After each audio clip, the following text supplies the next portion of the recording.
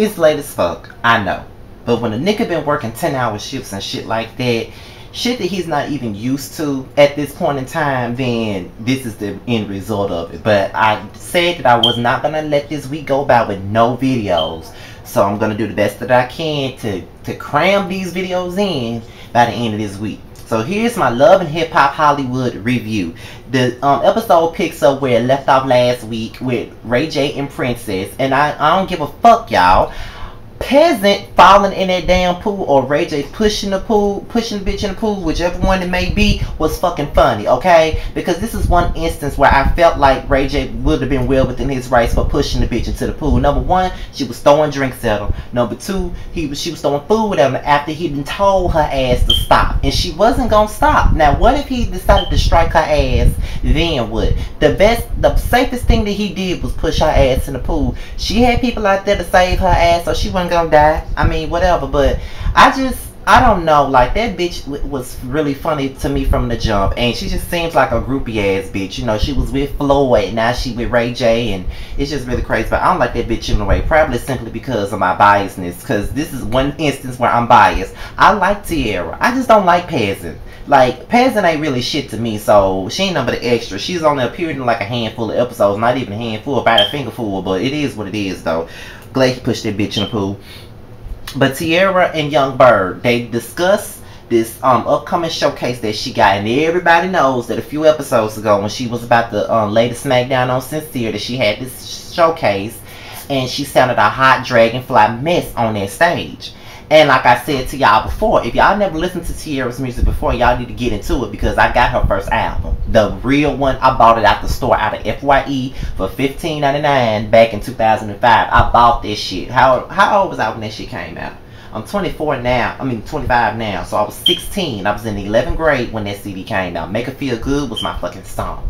So the bitch got pipes. Young Berg just feels like his name is on the line, and despite what everybody thinks, Young Berg, and I was one of the ones that was sit up here downplaying him, he does have an impressive resume of songs that he has written. His most recent hit was Tamar Braxton's The One. So he does have some recent hits. He is kind of relevant as a songwriter. We just don't know that because he's behind the scenes. So he got his name on it, and he wants to make sure that she's on point, and he's letting her know, don't fuck this shit up.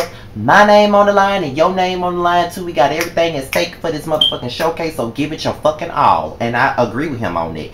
Like, this show is for you, is a platform for you to just get yourself back on out there and do what the fuck you need to do so everybody can know you. That's how I feel. So with that being said, I agree with Young Berg on that. I don't agree with him on many things, but I agree with him on how he's pushing Teairra to be the best. So we get the two desperados, Hazel and Nikki. They meet up with each other. And I find it very pathetic that Squidward and Dollar General Bobby decide to meet up and they want to become friends simply because they hate one bitch. They got one bitch in common that they hate, and that's Masika. And my situation, my opinion is that I cannot stand people that bond over a common enemy.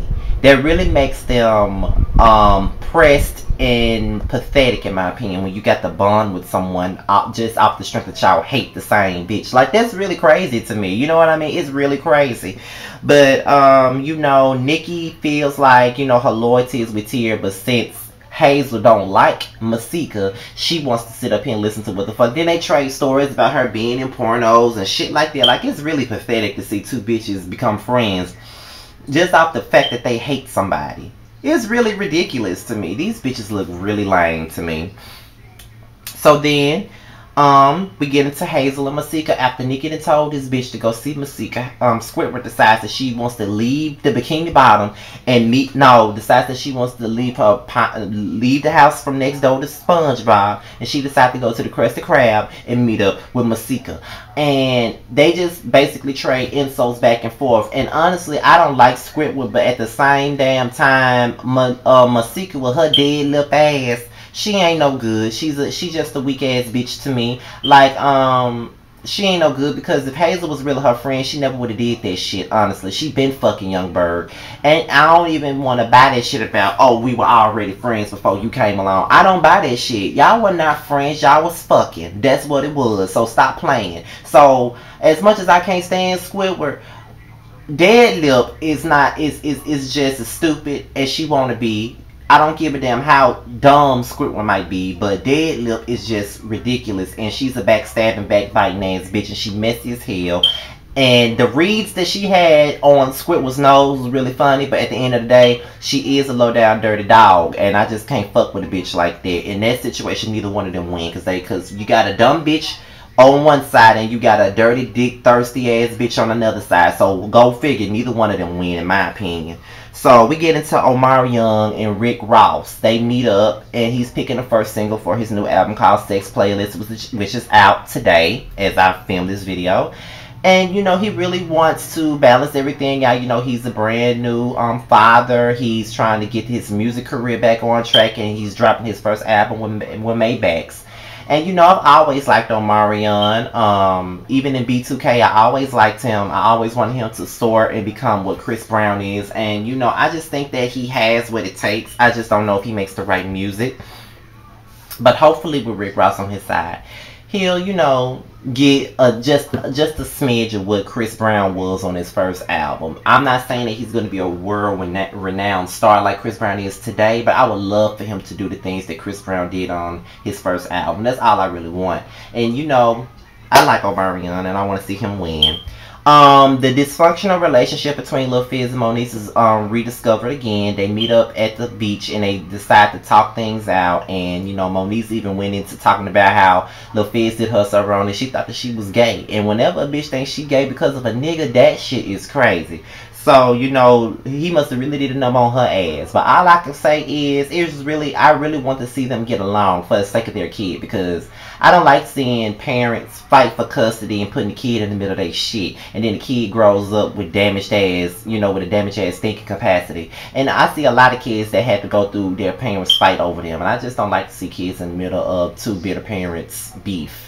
Because they use their child as leverage. And I do think that's what a lot of parents do when they trying to get back at, you know, oh, you did me wrong, or you fucked that bitch and you not gonna see your kid because you did that. You know what I mean? So, no, I'm not here for that. Ray J and Teairra.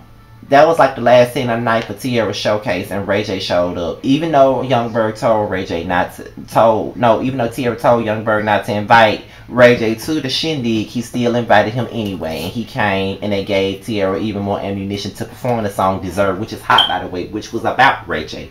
And she tore that shit up, and it sounded really good. Ray J came backstage, he bought her a gift, and then he begged her on his knees to get back with her. They kissed each other. They pretty much back together on this episode. But you know, that was months ago, so who knows what happened in between time. But I don't know how I feel about that. I would much rather see Teairra continue to move on in her life without Ray J, because apparently it's a toxic relationship.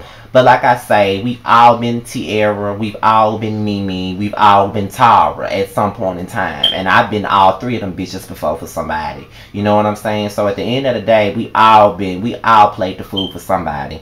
Not saying that it's excusable, but we've all done it. So who are we to judge? But that was my review on Love and Hip Hop Hollywood. I'm more anticipating the reunion than anything. Be sure to like, rate, and subscribe to my channel. Leave comments. Follow me on social media. Team Scotty is my Facebook fan page. Scotty_by_nature is my Instagram. And my Twitter handle is Mr. still standing without the G. And that's it. On to my K Michelle, my life review. I'm out of here, y'all. Peace.